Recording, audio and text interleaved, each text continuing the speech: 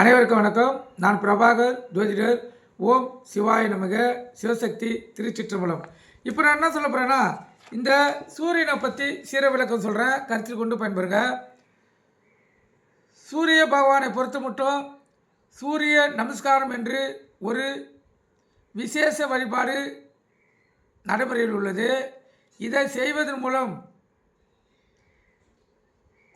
சரிக பலமும் ஆன்மீக பலமும் அடைய முடியும் என்பது அனுபவத்தில் கண்ட முன்னோர்களுடைய உண்மை. ஜனன லக்கணம் என்பது ஜாதகத்தில் முக்கியமான முதல் பாகம் அல்லவா? அந்த பாகத்துக்குரிய காரணம்தான் சூரியன்.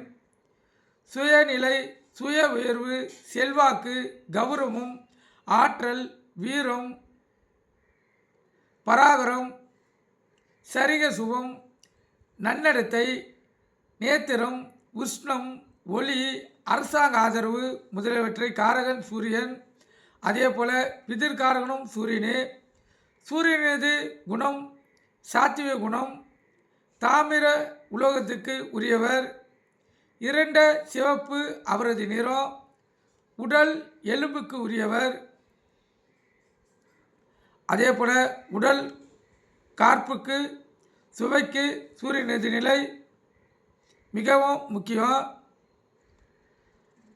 ஆண் பெண் அலி என முப்பிரிவு ஆண் கிரகம் ஆவான் ஆதித்யன்.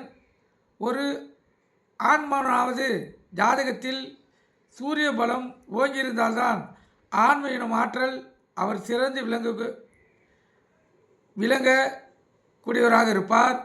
ஒரு பெண் ஜாதகத்தில் சூரியன் பலம் சிறப்பாக இருந்தால் ஆக்ரோஷ சக்தி ஏற்படும். சிறந்த கற்புரையராக அந்த பெண்மணி திகழ்வாங்க. சூரியனுடைய சொந்த வீடு சிம்மம், உச்ச வீடு மேசம், நீச வீடு துலாம், ரிஷபம், மகரம், கும்பம் இம்மூன்றும் பகை வீடுகள். சூரியனுக்கு சந்திரன், செவ்வாய், குரு மூவரும் நண்பர்கள். ஜாதகத்தில் தான் இருக்கும் இடத்திலிருந்து 7ஆம் இடத்தை முழு பார்வையாக பார்க்கும் ஆற்றல் சூரியனுக்கு உண்டு. கார்த்திகை, உத்திரம், உத்திராடம் என்ற 3 நட்சத்திரங்களுக்கு நாயகன் சூரியன். பாவகிரகங்களில் ஒருவரான இடம்பெற்றிருந்தாலும் இந்த சூரியனுக்கு உன்னதமான ஆற்றல் பொறுப்பு ஒரு ஜாதகருக்கு ஏற்படுத்துவது இவர்தான். தலைமை ஸ்தானத்தில் சூரியனை வைத்து கணிக்கப்படுகின்ற கணித முறைக்கு சூரிய சித்தாந்தம் என்று பெயர்.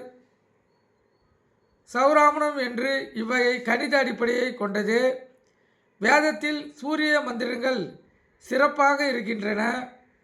நீ மகான் வெற்றியுடையான் என்கிறது எஜுர்வேதம்.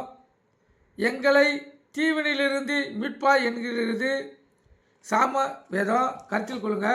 சூரியனை பொறுத்த மட்டும் ஒரு மனிதருக்கு சூரிய பலம் இருந்துவிட்டால் அவர் அற்புத பலன்களை பெற முடியும். நீங்கள் கருத்து கொண்டு பயன்பெறுங்க. நன்றி, வணக்கம், வாழ்க வளமுடன்.